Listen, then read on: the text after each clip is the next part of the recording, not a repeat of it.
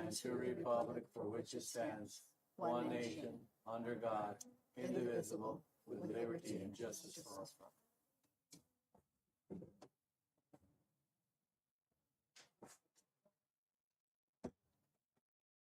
Thank you, Anita.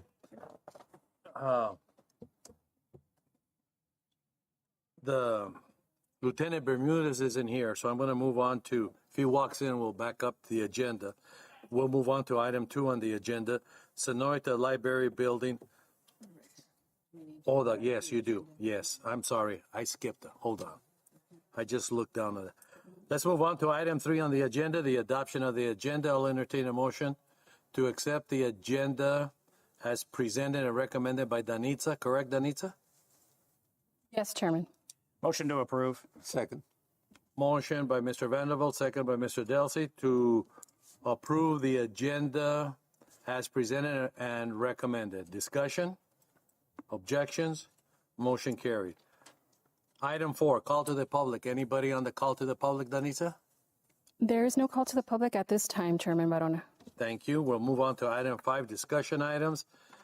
Once again, the first discussion item is security issues. Lieutenant Bermudez is not here, so we'll move on to item 2. If he comes back, we'll go back to him.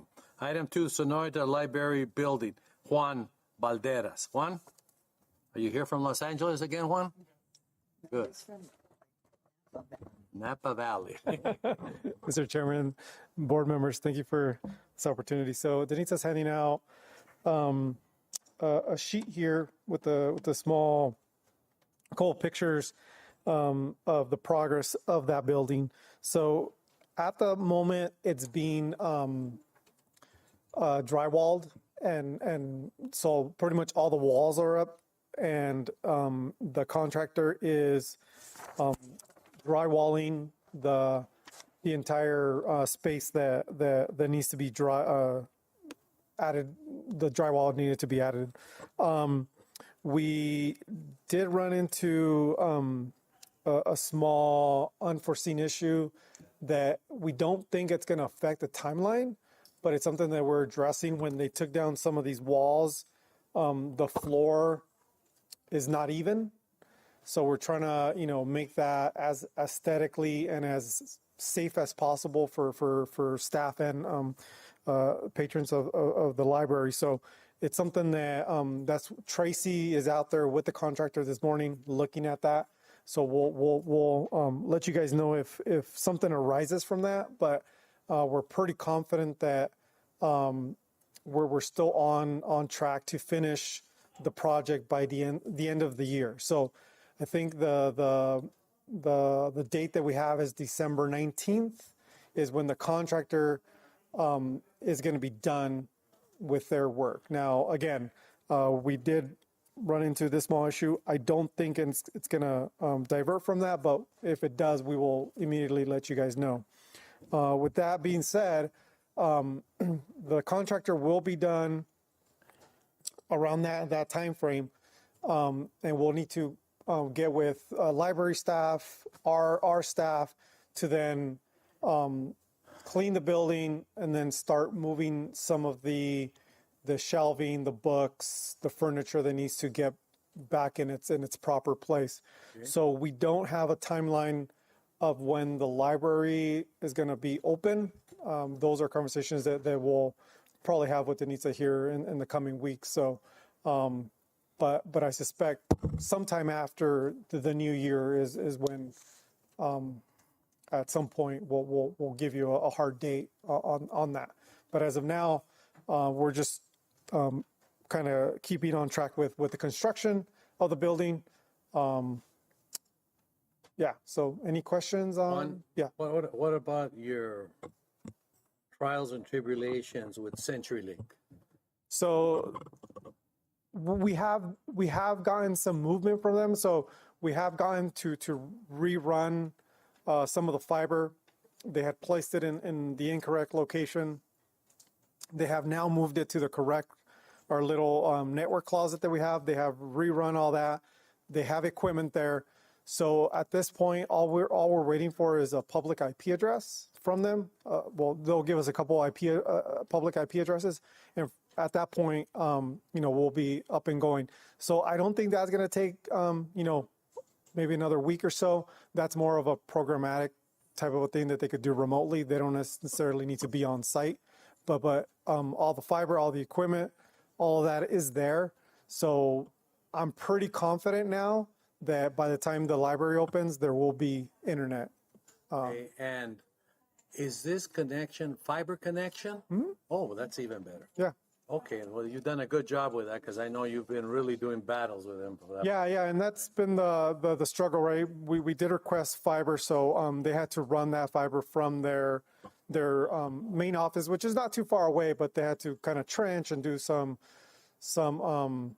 work there. And I think a lot of entities across the state are working on similar projects, so I think that was one of their major hold up.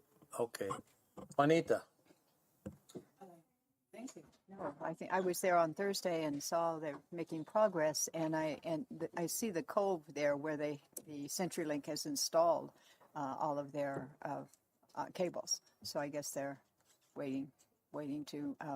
I don't know when they're planning on making that operational, but it's ready to go. Yeah. That's my understanding. Yeah. Thank you. Christian, I know you're a new board member here, so I know you just want to listen. This is Christian Hernandez. He's a new board member appointed by the mayor and council. So I'm going to bypass you, Christian. Not being rude, but I know you need to catch up. Brianna. No questions. Thank you. Ed. No questions. Brian. Well, yeah, I've been out to the library 3 times since the construction started, and I was there about 10 days ago on a Friday, my most recent visit. So everything you're saying is completely what I've seen and accurate. And it's also regarding a CenturyLink. I think it should point it out that once everything is done, then the county, we're not done until we're really done, but the county IT office will have to go out and make connections around the building. Isn't it? How does that work? I'm not sure. So we're having Marsh, the contractor, run a few conduits in the wall while they had them open. So there's conduits in the wall. So we're going to run a few lines, but the majority of stuff is going to operate off of Wi-Fi. So we'll go in, and that equipment is already staged and ready to go. It's just the main piece, which is the internet, to actually get that operational. But that part should go fairly quickly. Okay. Yeah. Good. And one last comment. This is more long-term. Denitza and your Sonoyta staff, you should begin to dream about the reopening ceremony. Just put thoughts together and who we can include. Thank you. That's all. Danitza, on Mr. Venable's latter comment there, if you could give us a report at our next meeting whenever we decide on that, just so that we get that answered, so everybody can put it on their schedule to see if you can be there, you can't be there, or whatever. Jerry. No comments.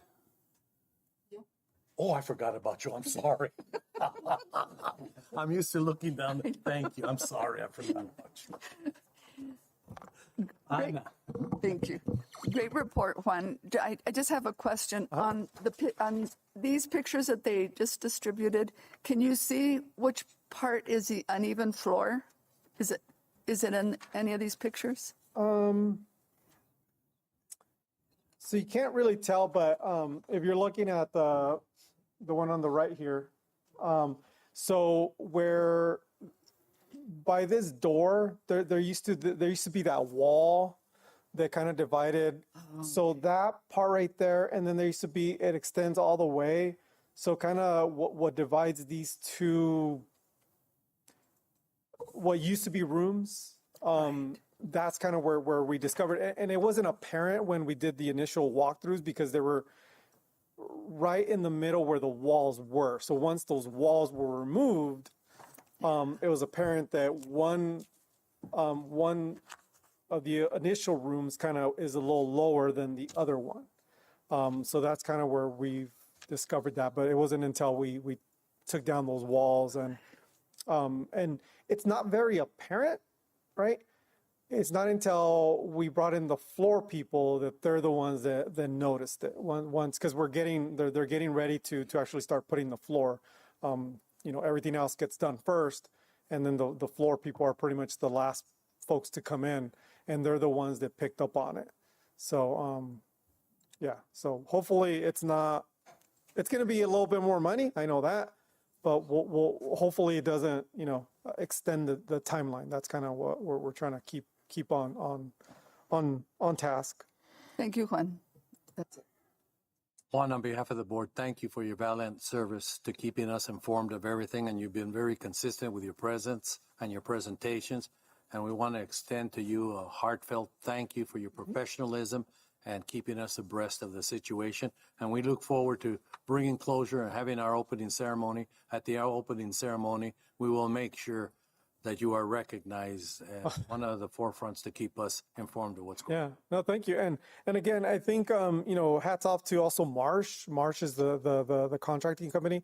They've kind of kept us up to date anytime any of these things kind of pop up, so we could, immediately get on it, so we could try to find a solution for whatever the case may be. A lot of things have kind of popped up, some big, some small. But they've been a great partner. So, hats off to them. And then again, Tracy, which is our foreman, he's kind of our eyes and ears. And then Mary's been helping us with, just keeping everybody on track. So hats off to them as well. Well, if you would, Juan, so we don't miss it, and whenever we decide as a board as to the date of the opening ceremony, if you give all of those names to Danitza to make sure that they're properly recognized. Okay, will do. Thank you, Juan, and we'll see you at our next meeting. Okay, we're going to move on now to item 3, council appointment of Mr. Christian Hernandez and Mr. Santos Ruiz by the mayor and council. Danitza? Yescas Ruiz, Santos Ruiz. I'm thinking of the other.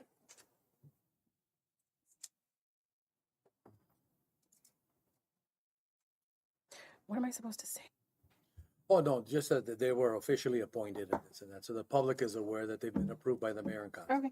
Chairman Barona, board members, Mr. Christian Hernandez and Mr. Santos Yescas were approved by mayor and council at the last council meeting. Okay. And did Mr. Yescas inform you of?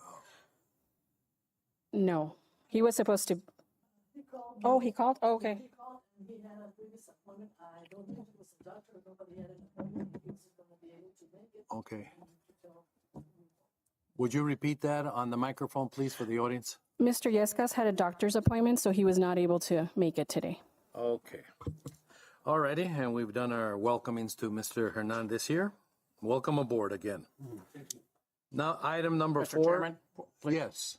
To this agenda item, I have 2 points to make. Okay, to agenda item number 3? Correct. Yes, go ahead. The first one, I'm not quite sure if this is the appropriate spot in the agenda to do this, but the vacancies on the board, one of the vacancies were created by the resignation of Ms. Marva Thwaites.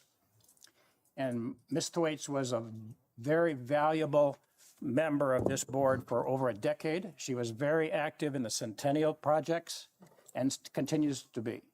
I believe it would be only appropriate if the board wrote a letter of appreciation to Ms. Thwaites, signed by every member on this board and the library director as soon as possible. Yes. So I don't know if this is the appropriate spot, but the vacancies were created by her resignation. Yes, So it is a broad category agenda item, and it is appropriate, in my opinion, that you bring that subject up at this time. I will direct Mrs. Lopez to go ahead and prepare that letter, and if you can, also a nice plaque also to give to her of her tenure and everything. Point number 2. point number 2 is much more serious, I believe. In fact, the appointment of these 2 gentlemen, and in fact, the appointment of Brianna a few months ago, are in violation of the bylaws. They're in violation of Article 2 of the bylaws. You may read it. You've all received it. Where it goes on, the board will vote on potential trustees at the next meeting. The board never voted on the trustees. Okay. These prospective applicants were never introduced to the board. This also says something about receiving a bio of the individuals. That's a detail that would never occurred. And I would really like to hear from the board what they think about this. A violation of the bylaws, is it something we want to discuss? Is it something we want to take back to the city council? What is the opinion of the members of the board? Okay, item number 2, we'll talk on agenda item number 8. That's where that would be appropriate. Number 8, future agenda items. What's that? Number 8, Looking at the bylaws, I'm looking at number the 8 is agenda. the review of the bylaws. All right, That's where that would be appropriate, all right. okay? We'll go ahead and move on now to item number 5. Book Save Lives presentation, Daphne Russell. We forgot an item, Mr. Hernandez's Centennial Time. Oh, I scratched him out, that's why. I put him, okay, Centennial Time Council update. Mr. Hernandez, go ahead. Okay, so, The mic. so just. Mr. Hernandez, hold on a minute. I'm sorry to inconvenience you, but there has to be a little distinguish here. You were the contractor, already awarded the contract before you were appointed to this board. And I don't want to confuse the role by you sitting on the diocese. So this presentation, you have to get down and give it over there. okay, of I don't want the public to think that why is he getting this and he's a member of the board. I understand. It was way before, so there's no, but we need to, as a board, keep it clear lines. So if you could just go down and go to there, and then we'll just wait for you to go there. Thanks. Maybe he can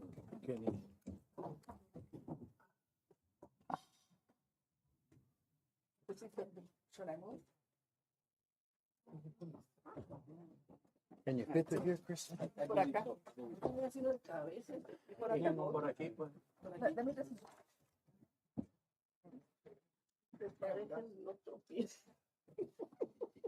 I'm gonna stay back here. Okay. Marva didn't resign. Her term expired. Yeah, but she sent in a letter of resignation. She sent in a letter of resignation. After she got the notice. I talked to her yesterday. Okay, Kristen, go ahead. Okay, so good morning. My name is Christian Hernandez, and I want to thank all of you first of all for my place here in the board and excuse me. So going back to the time capsule, we did have that meeting yesterday, and we got a little bit more information on the time capsule itself. The measurements for the time capsule are still the same that we went over yesterday, and I believe we said it was 31 inches high, and also 18 inches deep, and we're between two of them, which is a cylinder type. It's like a composite plastic. So as we all know, that plastic will withstand, time and humidity and all that. So, and it'll be sealed as well. And the other one would be a stainless steel one, which stainless steel will not deteriorate as much as just regular iron or any type of metal, and or even better than concrete. So that is we still stand with that capsule material, and in the entrance when you go into the Nogales Public Library, the nooks still exist, where I believe there was some picture frames. Well, it's covered now, but I need to get with Ms. Lopez and see when as soon as possible we can open that up and get the exact measurements of where we're going to install the capsule itself. And there was a suggestion that was brought up yesterday, Christian. I'm sure you're aware of it, and Danitza suggested by Anna Dawn the glass on the outside, and then somebody made the suggestion whether it should be bulletproof or not, and you said 1 inch would suffice. Then Mr. Smith brought out the idea that he doesn't feel that there should be a bulletproof glass there, but we do want to have a glass out there because we think it's important for the students when they go in to be able to visualize on that and make it a teachable experience, of course, for them and that. So We might have to share your thoughts, whether you think it should be bulletproof or not. The idea came up because of the way things are nowadays, and it's going to be there for 100 years. So I don't know about the cost. Danitza, I guess you'll probably have to make the final decision on it because I know the cost is escalating and you have to live within a budget. So we'll kind of leave that up to you, I better said, on the cost. But you are going to have the glass on the outside. Yes, initially it was between glass and then just some sort of a it was between glass and then just cover it up with brick that is there now, and then just have some sort of a not so much of a plaque, but just like a cover. And but yesterday when we had the meeting, we did some suggestions were brought up about glass. So the idea of the glass was initially there, but then it was brought up about the bulletproof, and I've got numbers so I can share with Danitza about that. It is it's somewhat substantial, the price difference within just a regular glass and bulletproof. So she would have to make that decision. Right. But- That's her. Those are her parameters right there. Okay. Okay. So I don't forget, Joanna, we're going to start with you here. Okay, nothing. Thank you. Okay. Great presentation. Thank you for a great presentation. Yes, ma'am. Thank you. Juanita? Yes, I think there was some informal discussions too about not having the glass, but having just the bricks and having glass that would reveal the sculpture. One concern was the aesthetics of the actual time capsule. You know, piles of boxes behind the glass may not be of great interest. You know, if you're going to have glass, I think we need to have something that's very interesting, maybe a photo, a historic photo, something that they'll be looking at rather than just piles of boxes. So that was kind of an informal discussion, and also with Christian, we spoke with him about just having the bricks over the time capsule. So I think the consensus was for glass, but I do feel that I should bring that up. Yes, I do remember about the informal little conversations we had after, and I mean, all ideas were taken in, and I wanted to bring it up, but thank you for bringing it up. So yeah, there was a discussion about putting the glass and then just different, just like kind of floating shelves in there, but it was informal, just conversation. Christian, Danitza, my interpretation of the meeting yesterday was that everything was going to go into the time capsule. You're going to put the time capsule inside, and there's going to be the statue there. Now, I don't know where these books come out on the outside. Where did that come up from? And how is those books going to be prevented from the environment over 100 years if they're outside the time capsule? Yes, exactly. That was that was also my reaction, because anything, especially paper, it will, 100 years. It just got to go in there. I recommended the contractor. It has to go inside the I time thought, capsule. yeah, the glass was for the, correct me if I'm wrong, the glass was for the students to see the time capsule and the statue. That's it. Yes, exactly. So I don't know where these outside books come along. Go ahead. Books. The time capsule. Does the time capsule have a window? It does not. No, it does Time not. capsule doesn't. Oh, okay. No, it'll all be just enclosed. Yes, It's totally enclosed. Totally. just totally. It has to be. If it's the plastic, it's not transparent because. No, it's Oh, okay. it's more of a hard plastic. That's Okay, Just I didn't- so I it'll thought it was withstand all that transparent. time. But yeah, anything that goes in there will be bolted. Okay, and so just you're secured. just looking at either the glass or the plastic. Yes, exactly. So from the glass outside. So, no, Okay. no. Okay. all right. We're settled up on that. Yeah. Thank you. Thank you for clarifying. Brianna. No questions. Thank you. Okay. Ed. So as I understand it, the statue is going to be on top of what items go into for preservation, correct? Yes, And that's primarily what is going to be available for the public patrons to be able to see and identify, understand the value of a 100-year time capsule. Exactly. That's my understanding, correct? Yes, yes. So that's what would be visible Exactly. to the public. Anything, so the statue is going to be sitting on top of the items that will be preserved for the 100-year period, correct? So that's yet to be determined, but that'll be, because since we haven't opened up that nook, the construction, so that the demo part of it, but we're getting on that as soon as possible. We just have to, I have to, me and my guys have to work within the schedule of when it's open and all that. So, you know, because it'll be dusty and all that. But as soon as we do that, then that'll determine if it's going to fit on top or it's going to be just in front of it Okay. because So of the height. in essence, the statue will be the item that's going to be visible Yes, for the public to see. yes. Yeah, okay. Thank you. Brian? Yeah, I have a question about what is your total budget and can you break it down? How much does the capsule cost? I mean, stainless steel is expensive, I know. Yes, it is. The statue and then the glass and masonry. Can you break any of that down and tell me the total? So right now we are within, because of the different materials that were brought up and ideas. So right now the budget in the low part is 9,500, and that includes the time capsule labor and The glass? material, the glass, everything's. And the statue also?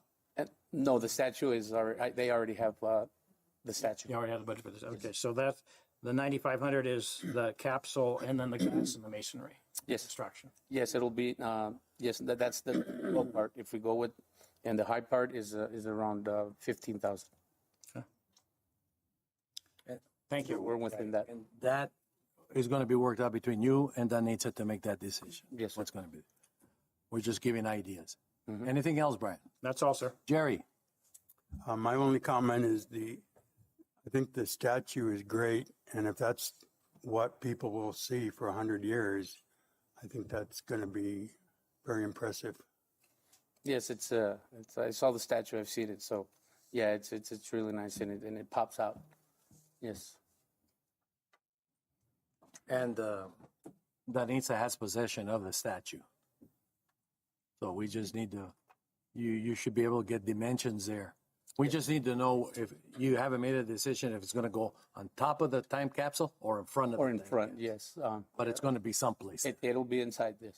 Okay. Yeah, it all depends on the nook when we open it up. See how much space we have in there. Anna? Thank you. I got ideas from what everybody was saying. So one of my ideas is that we take pictures of what's in the time capsule, which is off topic but not, so that we can have like a manual of what's in there or a book about what's in there. And I have one other thing that about in the time capsule, we will have books and materials that will be sealed so that they will last too. Am I right? Of what I'm aware, yes. Yeah, okay. Thank you. Yes. Okay. Thank you, Christian. Okay. Now- I just one last comment. Go ahead. So, like I said, I wanted to thank everybody, and then also I did have a little slideshow prepared, but I will get with Anita, and she has believe each one of your guys' emails of a 3D. We have a software that'll kind of so you can see it three-dimensionally. So you can kind of see it that way too. Okay. Oh, one final question, Christian. We're scheduled for December the 6th or The the 13th 13th. at 1 o'clock to have the formal, No, I think it's the 8th. the 8th. Okay. At 1 o'clock. December the 8th at 1 o'clock there at the library. Yes. We want to make sure, and the board should know, make sure you put that down on your calendar to make sure that you're there. And Danitza will get a hold of the press and everything, that everything's in order by the 8th. Yes, we are. We're feeling the pressure, but we're able to handle it. Yes. Okay, just to make sure, because we need to bring closure to this year. Yes, We of can't course. say, well, we're going to do it in January. Oh, no, 100%. Marcelino, I remembered. Okay, go ahead.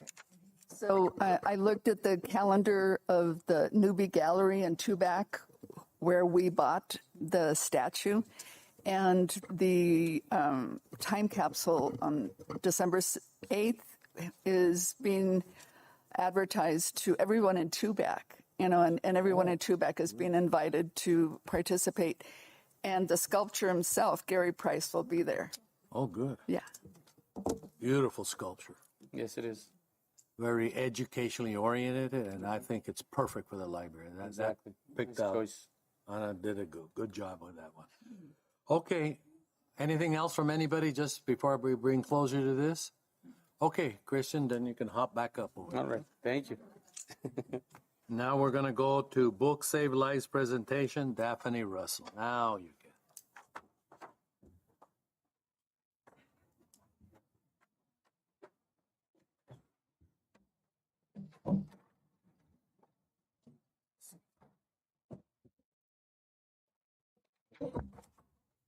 Thanks.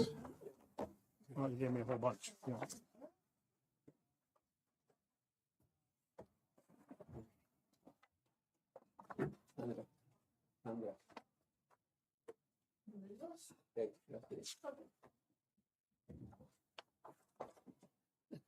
Thank you. Okay, Ms. Russell, go ahead with your presentation. Hi, thanks for having me. I appreciate this. So, I'm Daphne Russell. I'm the founder of Book Save Lives from Tucson. A year ago or so, Anna Doan reached out to me and asked about my literacy ideas, and I came back to Nogales and started speaking with the superintendent of schools, Rafael Velasquez, and we decided to embark on a little adventure. And in front of you is my method written out. It's after 34 years of teaching, I developed a way to increase the likelihood a child will actually start a reading journey. And of course, the reading journeys end up at the library. So this is such a perfect combination.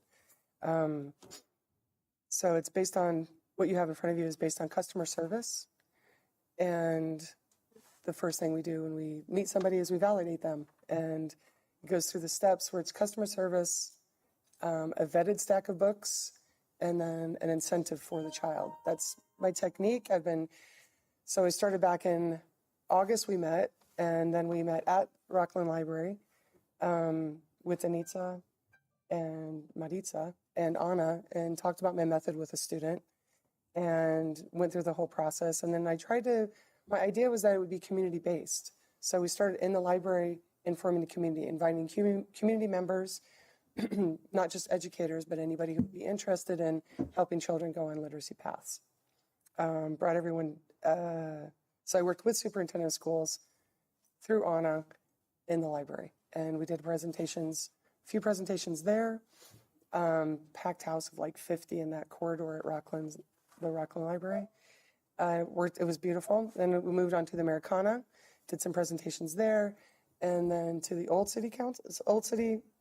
county building, right? The old county building. And then now we are moved around back to the Rockland Library. The idea is that a lot of children have associated books and negative associations with books.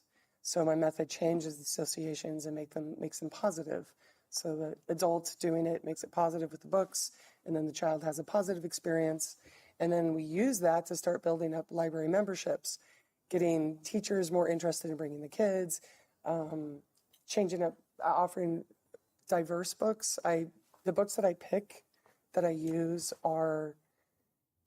I found over the years that my students wanted two different kinds of books. One was written for children specifically to help children become readers, and by authors who had to tell their story, to get their story off their chest. And my kids gravitated towards those books, and those are the kinds of books that I promote.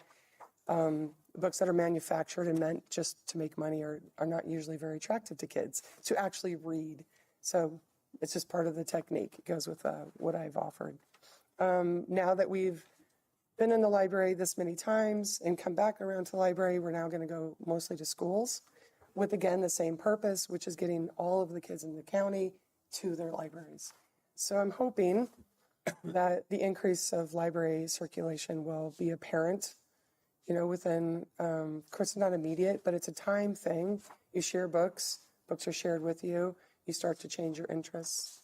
There are people who have talked about stories where they work within the community and they go to work with a baby and then help the adult in the room start to become a reader also using the same exact technique. And the readers are being created out there. And then with all of your help, they're going to start coming to those libraries more. So I appreciate the time that we've been able to work with the Anita and using the Rockland Library. I hope that it continues to help all of Santa Cruz County for the years to come. Okay, does that conclude your I presentation? think so. Anna? I might have missed a few important details that Anna will remind me of. Okay. Thank you very much for working with us here in the county. And I know that you've been very effective with the school districts and the agencies that you've worked with. Homeschooling parents have attended, and a lot of preschool home visitation specialists have attended. And that's actually been really exciting because they're teaching babies they're actually teaching parents how to help their babies select books and how to read to their children. And what they have found is that what we take for granted to reading to babies and to young children, we have to remind people, especially because of COVID. That there were no books available to our students. But Daphne, one of the things that you forgot to mention is, in the second part of your training, is testing trauma. Thank you. And could you talk to us about that part of your training? Yeah, thank you. I appreciate that. And also what you talked about with reading to children, that is another part. So this is kind of what is in front of you is kind of for teens, not even teens, but like 7-year-olds onward. But reading to children is of course important, but there's also a technique for that I teach where it's really inviting and helps the child learn to incorporate their own thoughts into the books and have interactions with the books. Then on top of that, I did create some testing techniques. So after 34 years of creating readers in my classroom, then I realized that even though a kid might read 30 books in a school year, they weren't necessarily able to take tests. So what I found was the majority of my students were right-brained. They were creative, thoughtful, compassionate people. And then they became readers, so they became even more empathetic, and their vocabulary increased and their understanding.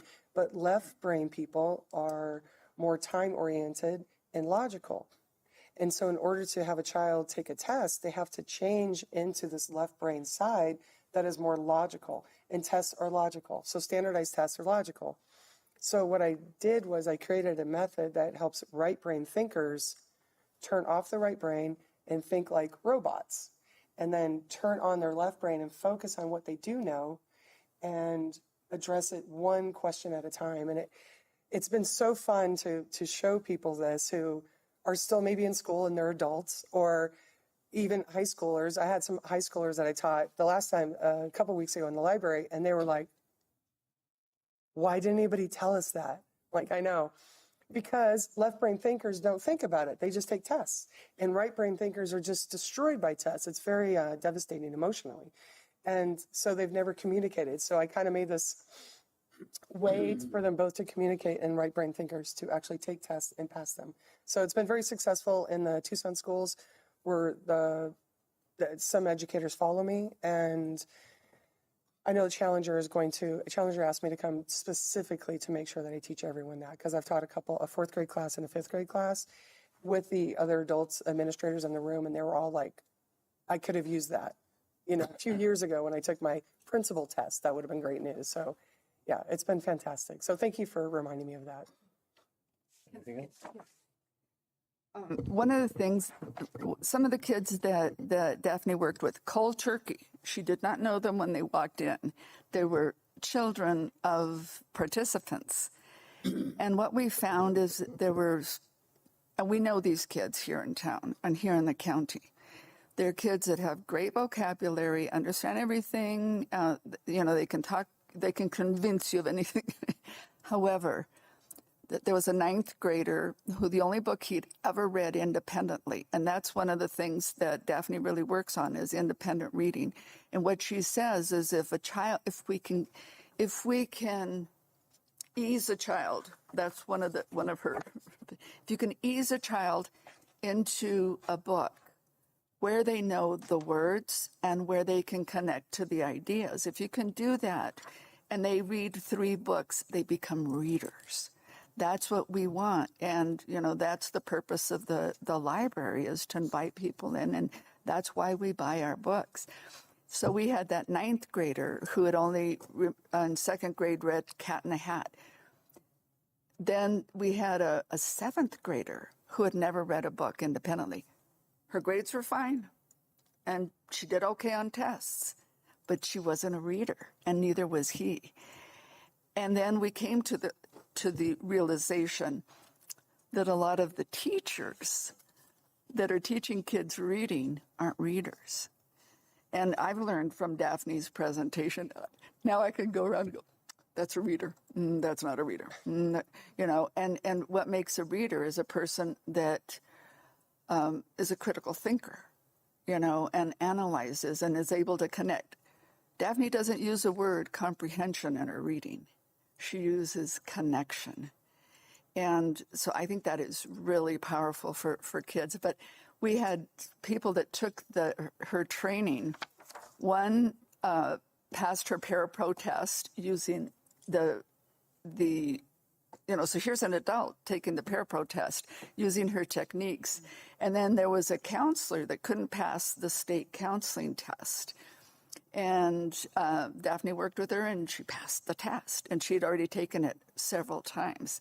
And so it's helping adults, and it's helping children, and it takes that trauma of especially the right brain child of, oh my God, I'm being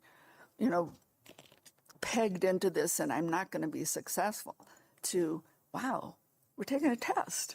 Oh, I bet you I can beat this test. And what a change in attitude, from the adults and the kids. But one of the high school students said, I told his mom, because he was there, he was one of the students she worked with, and she goes, isn't this cheating?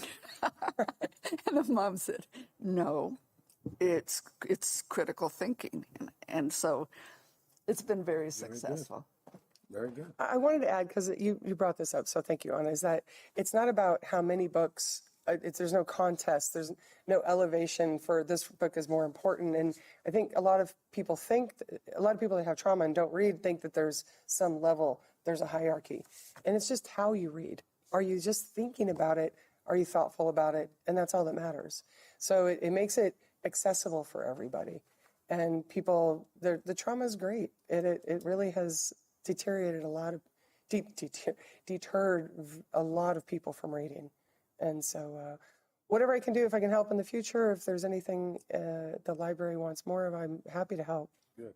Are you finished, Anna? No, I'm so sorry. Last question. Okay, this is my last comment. And the comment is, one of the things that we didn't realize, and so many of us that have taken her training, Brianna took it, and Karina took it. There's several people, library staff, that have taken it to be able to work with their kids. Right now, Victor from the Teen Center is taking it, and Juan Pablo from References is taking it, and Laura from the children's section of the library, is taking it. So the library is very involved in the training itself. But one aha moment that I had is that I know you don't agree with this, Daphne, but the New York Times bestsellers has bestsellers for preschool books, for elementary books, for young readers, for high school. So what's happening is that these new books are coming out, and one of the most popular books that participants in the Book Save Lives training get $200 in books, and two of the most popular books is I'm Not Your Perfect Mexican Daughter. And then the other one is it's a trilogy, A Good Girl's Guide to Reading. That seventh grader that had never read independently actually finished and it took her time because, we kept tabs with her. And that's at a third grade reading level. So there are books for middle school and high school students. They can start reading books because one of the things that Daphne says, and when she gets her books, is can you say the words on this page? And that's one way that she differentiates it. Like, why don't we try another book? And but as I say, the exciting thing is that daily new books are being published, and with the different reading levels, but the high interest level for middle school and high school kids. So I'm excited about that. And I know that Danitza and the library staff, especially because they've gone through training, they're looking for those books. And so that we don't have to just read the classics anymore. We can read books that are very relevant. And as I say, the participants have found amazing books like, Alma and How She Got Her Name, So anyway, there's so many books out there. We're going to move on here, but I was a trauma reader Oh, I'm sorry. in high school. Yeah. I really didn't get into reading and that until I got to Arizona State. Juanita. Well, this could be a very, very long conversation, so I'm going to be brief and say thank you. I think this is a wonderful program. Thank you. I think it's inspiring, and the idea of the interaction is so important, that the kids are able to see themselves in the books and relate to the books. And I'm really gratified by the work that you're all doing here. So thank you. Thank you very much. Kristen?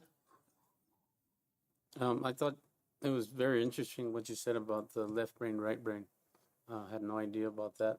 So, yeah, just great work. Thank you. Brianna? No questions. Just, I would say anybody who has the chance to take your training, My aunt is a teacher at Challenger, and we have not stopped talking about you since. But it was Who's your aunt? Miss Ocampo. Ocampo. But I don't know, it was very heart touching, and it's helped my family. It's helped cousins, my brothers. So thank you. Thank you. Ed? The one big concern that I have is that libraries, books in general, and schools are being threatened by social media,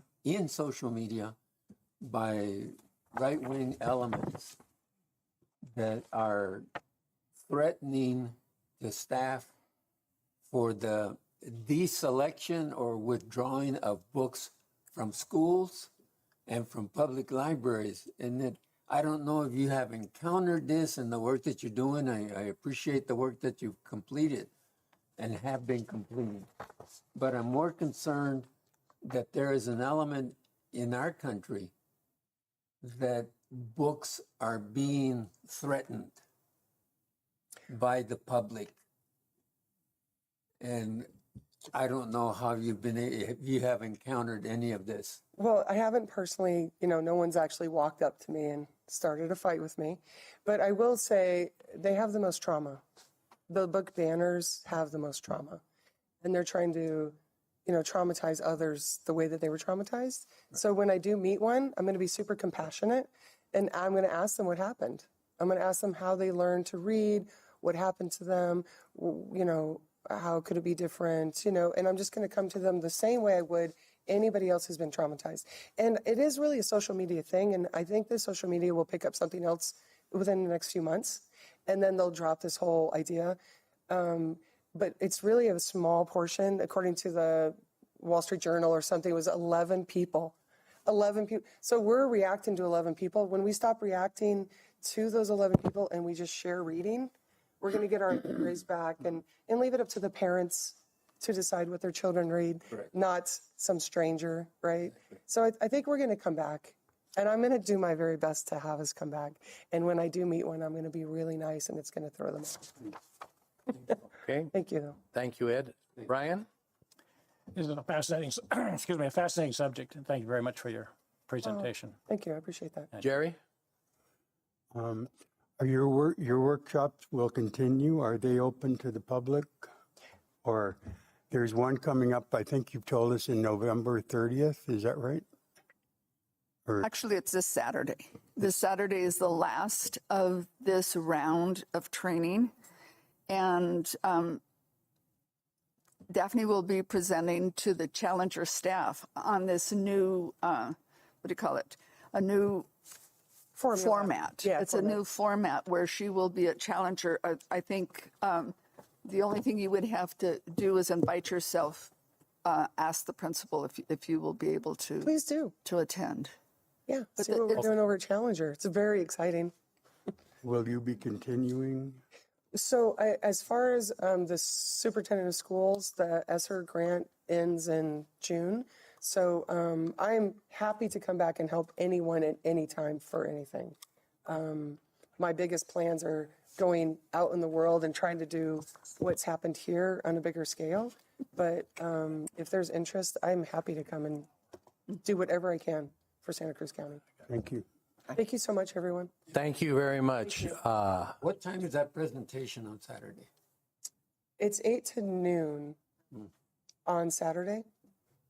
8 to 12. You need further If you're information? coming though, maybe Anna can make sure that I know you're coming just so I can, because you'll have seen nothing by that point. But going to Challenger on one of those days might be, you'll see the beginning, because this Saturday is the end of 3 trainings, whereas Challenger will be its own little thing.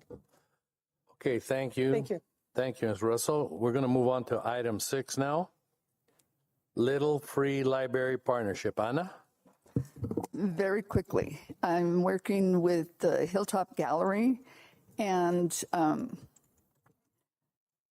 high school student who is doing her senior project on books for kids, and she just dropped into my office. So we are creating and building free little libraries around town. The partnership would be with Hilltop Gallery. I'm on the board tomorrow to request their space, since they're open on Saturdays and Sundays and they're open till 5. It's like the only place in town, and they do a lot with young kids. And we have 4 newspaper dispensaries that we are going to renovate into free little libraries. I just talked to John Kissinger and asking him that once we paint it up and make it adequate, we can put it right next to police dispatch down here. So when kids are here in the park, they would have free libraries. Through Friends of the Library, we are keeping the free libraries stocked, and we will look for different ways of getting more and more children's books and books in Spanish. That's it. Okay, thank you, Anna. Let's move on to item 7, two-back repository. Brian? Thank you. Well, I personally have not done anything the past month since our last meeting. I kind of left it in the hands of those individuals that were going to be working with the consulate. So I don't know if anything's happened there. That would be the only item of comment. Well, why don't we do this? Let's put this on for the next agenda, and let's put down there, work with the consulate, Mexican consulate. We have. Do you want me have? to talk about it? Yes, if you have, yes. Did you look at your packet at the very end? No, I haven't. Yeah, that is the staff has been working on at the very end. There are 3 flyers. It's the time capsule. That very last page, I'll wait for you to get there. So at the bottom, it says English book giveaway. It was given to the Mexican consulate, and it was also promoted on social media. We love Nogales. The Mexican consulate is welcome to go anytime. They know that. And they are just waiting to, they are actually busy. But as soon as we have a date, I will let you know. But it's been, those flyers have been promoted all over the libraries, Tubac, Rio Rico, Nogales. So people know, and a few patrons actually from Nogales have been going to the Tubac repository and taking books. If there's anything on the flyer that you wish me to change, just let me know. If you think something might be better, let me know. Just email me. Go ahead and, for suggestions. Okay, as long as the consulate is aware of it. Oh, yeah, they're aware. Okay. Yeah, they have. Anything else, Brian? No, nothing. Okay, let's move on. Let us know if they do get any books, okay? I'd be interested. Item number 8, review of library board bylaws. Brian? Thank you. All right, so there would be, I believe there would be 2 points then to this agenda item. The point I brought up earlier about the appointment of board members that appears to be in validation of the bylaws, that would be point number 1. And point number 2 would be a review of the bylaws in general by the board or board members, and if they want to make any corrections or amendments to the bylaws. Okay. So you want to take up the first one? Sure. Let's order? let's take up where you started on the latter point on the appointments. Okay. And the only thing I think I wasn't a part of developing these bylaws, but I do want to just share my experience, and it happened when we made another recommendation. This board is not going to tell elected officials who to appoint to this committee. This committee here is an arm of the Santa Cruz County Board of Supervisors and the mayor and council of the city of Nogales. They make the decision who they want to appoint. We've made some recommendations and they told us flatly, no, we're going to take it from here. That is their prerogative. We don't want to get into a conflict with them. It's their appointments. It's no different than the state legislature coming to the school board and always reminding school boards, you are an arm of the state legislature. You are not an independent body. The thing that protects the city of Nogales, it's its charter. We are a charter form of government, not an extension of the state legislature. I don't want to get into conflict with any member of the Board of Supervisors, or with the mayor and council. That is something that is their prerogative 100%. And if there's something in there that we have something to do with it, I would probably say let's stay away from it because we want to have good relationships with both entities because both entities provide the financial resources for us to go ahead and make great libraries here. And what's going on in Sonoita and Rio Rico, Nogales, that's our role right there. So I would just kind of back away from that. And let me bring you to the most recent example that a person came over here and to recommend, the person was present and the Board of Supervisors said, no, we're not interested in that person. We have our own person we want to appoint. And I backed away from it. I'm not going to go over there. That's strictly there. They are the elected officials.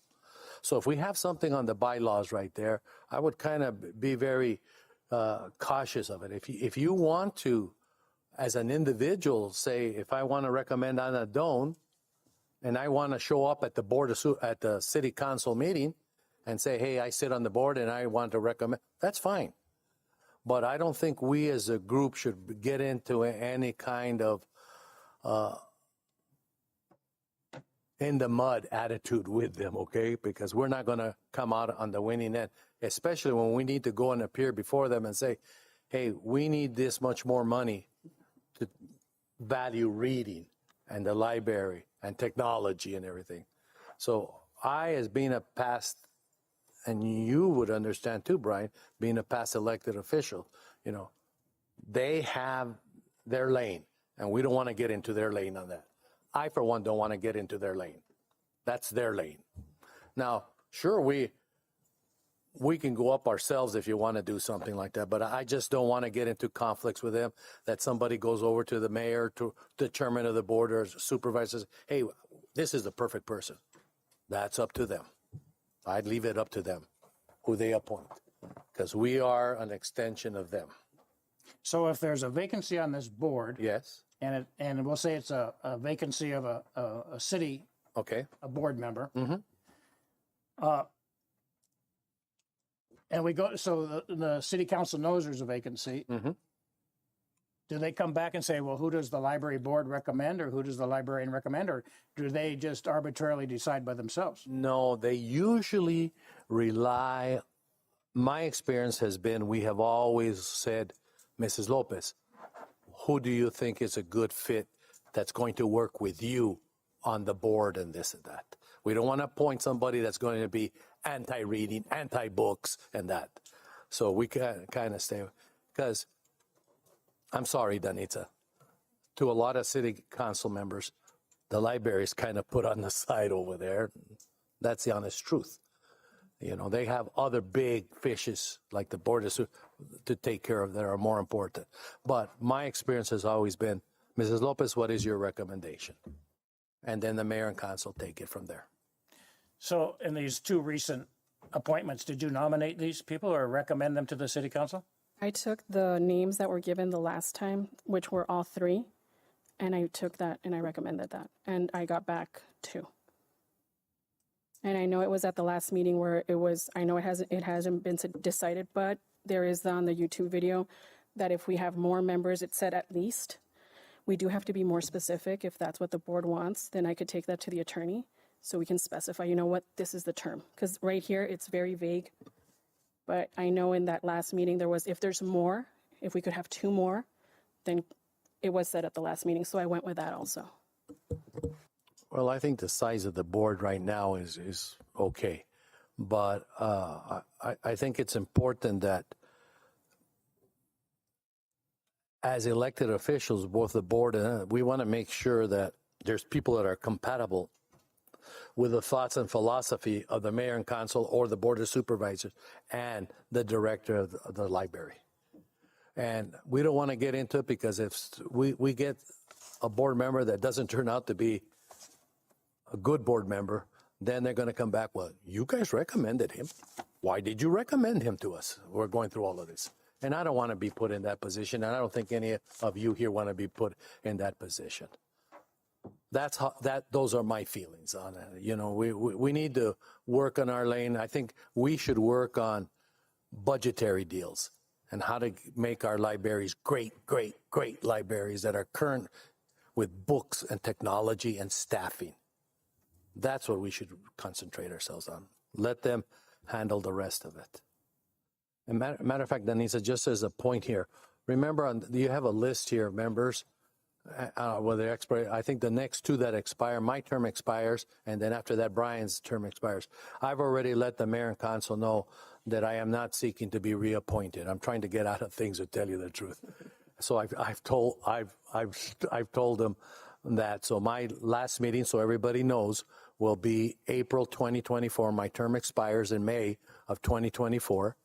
So on the agenda for April of 2024, I will place on the agenda the election of the chairman of the board at that time. Getting back to you, what we talked. That's when it'll be on there, okay? Okay, now, Brian, if there's no other discussion, and I do agree with Brian on the review, update, clarification of our bylaws. Maybe we should start with a small committee, because so we don't drag it down. And Brian, do you want to take the lead? Yeah, I'll do that. I expected you to say that, so yes. Okay. So here's what I will do. I want everybody to read the bylaws. And you need to encourage the gentleman who's not here, Mr. Yescas, correct? Oh, Santos. I'm always calling him Santos. To read and to email me your observations, critiques, recommendations for the bylaws. And I want it done in the next 10 days. I'm going to give you a timeline because I move forward on subject. I don't procrastinate. And then once I have your opinions, then I will coordinate a meeting with one of the city attorney and Denitza can help me make that appointment. And I'll take the recommendations to him for their review. Denisa, does everybody have a copy of the bylaws? Yes, they do, Chairman, and the new members also have a hard copy in their packet. It was emailed to everybody Yes. yesterday, or yeah. Okay, I probably didn't check my email and all of that. I'll do it right there and get it. Now, just remember, if you're going to work with Brian's request on looking it over, you send your emails to Danitza with your suggestion. Danitza will give them to Mr. Vanderbilt. Okay, Juanita, it's your turn. Yes, we have a copy of the bylaws in our packet today. These are not identical to the ones I have from 2018. No, you're supposed to have the ones from November 2021. The November 2021 are the ones that I emailed all the board members. The hard copies here are just for the new members. So the November 2021 were the ones I emailed yesterday and 2 weeks ago. These are the ones from 2021? Yeah. Those were the most recent ones that everybody signed on 2021. Oh, that's interesting. Okay, because I think that Brian was probably, and I certainly were looking at 2018, which told how we were to nominate and select, and nominate, and then send to the city, the Nogales City Council or the Board of Supervisors. So that paragraph doesn't appear, and I just wondered why. So we're going to be reviewing the 2021. Correct. Okay, interesting. All right, well, thank you. Also on the list of you have on the library board of trustees here, Danitza, everybody on this list must have City of Nogales email address, not these private email addresses. The private emails are, the personal emails have gone back, well, they're, because they didn't use their city emails and the passwords were given more than 2 times, and so that locked them out and IT couldn't get back in, so we went back to the personal emails. Do you want me to request IT to bring back the Please, city yeah, email- for city- legal reasons, because if a person comes in and says, I want a copy of Jerry's emails from this date to this date, and if he doesn't have a city address, they're going to go after his personal emails. Okay. And we don't want his personal information leaked out to the public. So everybody should have a city email address. Okay, Mr. Vanderbilt, I'm ready to move on. I'll get my response, but I don't really want my change would really be right now the staying away from making recommendations to the mayor and council of the board of supervisors who should be on the next appointment. Then I'll expect that your review of the bylaws will delete that from. Yes, that's what I'm saying right now, that item be deleted. Now, do you want to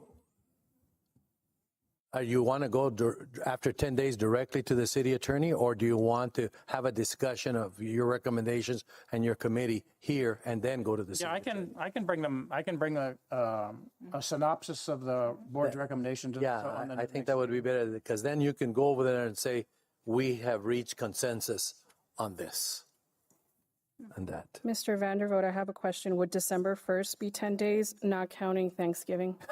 That's, yeah, I'm not going to be here on December 1st. December 4th? Well, we I'm don't, going to be out of town for about 10 days. December 4th? No, later. 5th or 6th? Later. I'm coming back on the 5th. How about December 8th? No, the 7th. The 8th is the The time 8th capsule. is the time capsule, right? Yeah, the 7th.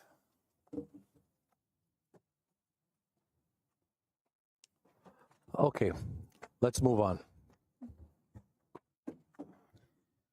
Book challenge policy, Juanita. Yes, you should find in your packet the book challenge policy draft, and I hope you've had a chance to read this. This will be included in the library policy that the library staff under Denitza are reviewing. And you'll notice in the first sentence, you referred to the selection policy, the library policy of selection of books and other materials. That is something that you would want to be familiar with as well when you consider this book challenge policy. I don't know if we have to approve this, or we simply discuss it, and then Denise goes forward with the policy.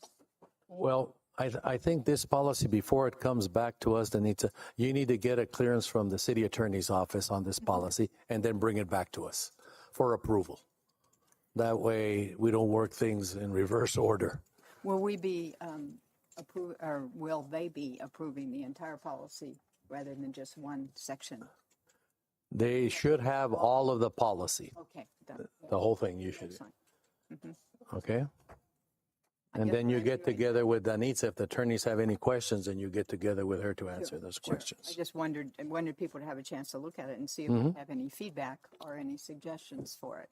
Does anybody have any feedback or suggestions for Juanita? Or you can email Danitza and that'll get to Juanita, okay? Is that okay, Juanita? That's fine. Thank you. Okay, let's move on. Library Friends update. Ed? Thank you. I just want to state that Friends has been very successful with Safeway store, where we have a neighborhood box for books for distribution. Oh, And Marva and I have been replacing. I took 4 boxes from our storage for distribution, and we're very happy to announce that the public has been very cooperative in going through and deliver in the book process. So we've been pretty busy with that. Marva gave us a report yesterday at our meeting that we have a positive amount in our treasury. oh, good. That is helping with the library also in costs. So as long as that's coming along, we've been very successful with our raffle sale with the Jim Click automobile in Tucson. And we've, in Santa Cruz County, we have a total of $750 purchased tickets. So tickets are available still. The drawings will be in December. We haven't specified a particular date for that drawing. And just going from there, and Friends continues to meet on a monthly basis. And we will continue to work with the Santa Fe Ranch Foundation, and their Boy Scout troops are the ones that are building the cases for us. And we'll have those distributed throughout the city also. We haven't identified areas yet for the future boxes, but we're going to work on that as a group. Okay. Does anybody have any questions, comments, concerns for Mr. Delsey? No. Okay, then thank you, and thanks for the great work at Safeways. That's great. Let's move on to item 11, discussion and possible actions to approve the minutes of October the 11th, 2023. Danitza? Move we table that, Okay. Chairman. We don't have them. We'll go ahead and table that item for our next meeting. Let's move on to item 6. Board reports, current event summaries must be brief, and there cannot be any proposal, discussion, deliberation, or legal action taken. Jerry? Nothing. Brian? Nothing. Ed? Nothing. Brianna? Nothing. Christian? Juanita? I think we've already heard about the Sonoita Library. Yeah. Nothing to add. Anna? Nothing. Amen. That's great. Library Director's Report, Fall Activities, Centennial Celebration, Halloween Activities, Gardening Classes, Veterans Day Display, Dream Library Contest, Teen Yoga, and Thanksgiving Activities. Danitza. I am going to introduce our new library supervisor who will be talking about these activities. So, Chairman, Board, I'd like to introduce Karina Martinez. She's our library supervisor. Okay.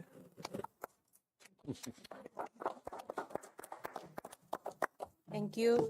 Good morning, Chairman, board members, library director, library staff, and community members. I'm beyond proud and honored to be here as a library supervisor. I'm thrilled to continue working for my community, for my people. And of course, if you guys have any ideas, suggestions coming up for the library, they're more than welcome. I'm more than open to hear you guys' opinions, and of course, the community that comes daily to the library. And moving on with the fall activities, well, the Centennial celebration, we're there, we all have fun, and the most important is the community had fun. They're involved in the library, so it was a great experience for us and for the community itself, because they're coming back telling us how great the Centennial celebration was. Library staff continue with great activities. Halloween, we had a Halloween party for the children and for teens.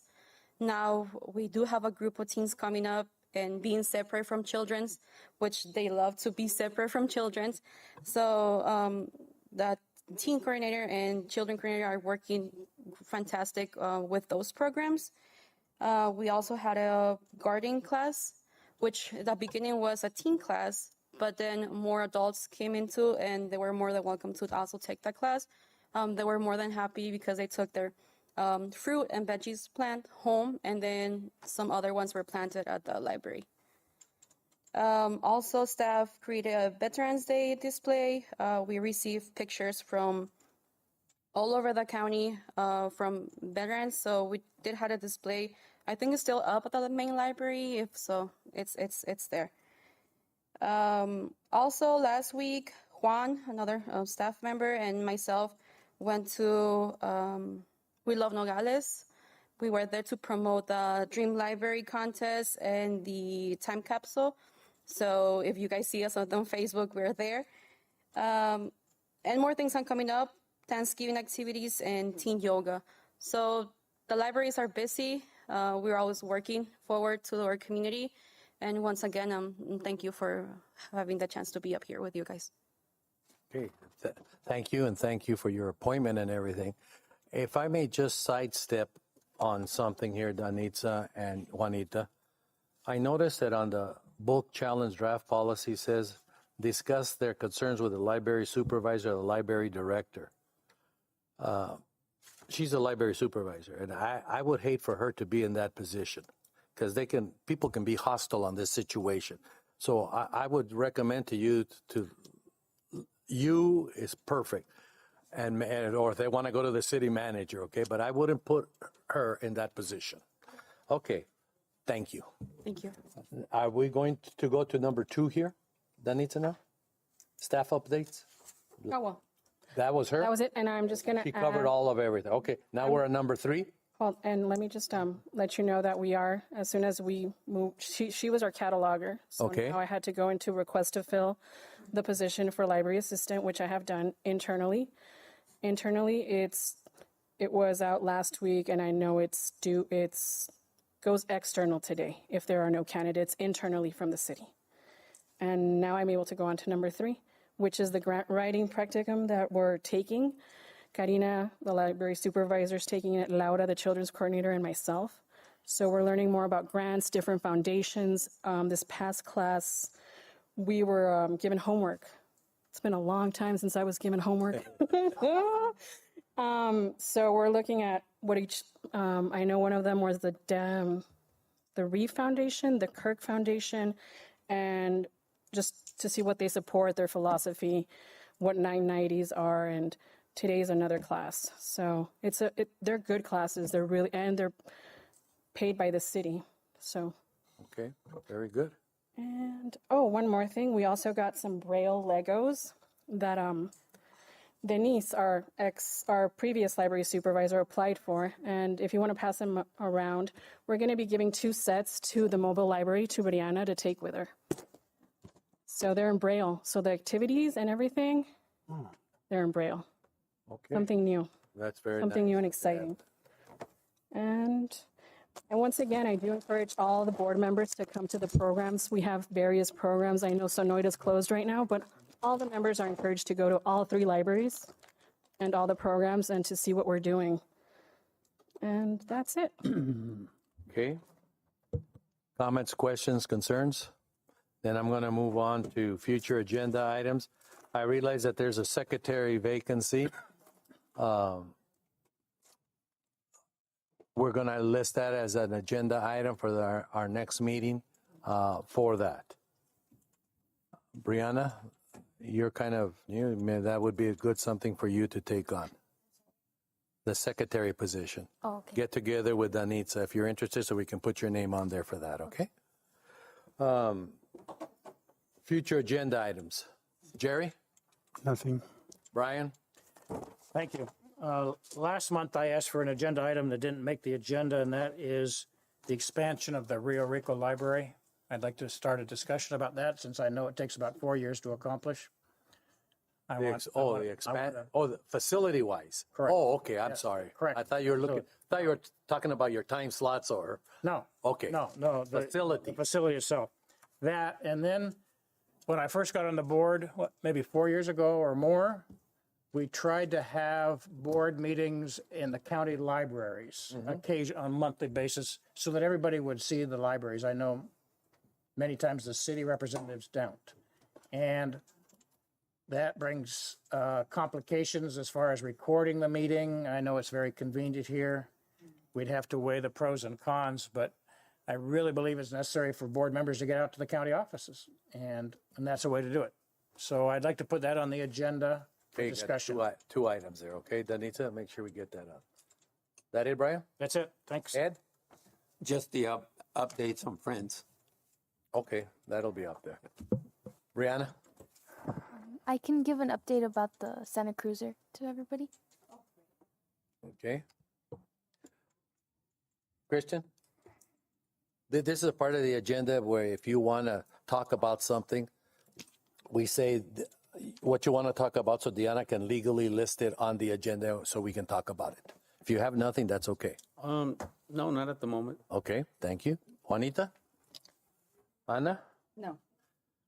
On the next item on the agenda, it says that our next meeting is scheduled for December the 13th. In January, we meet on January the 10th.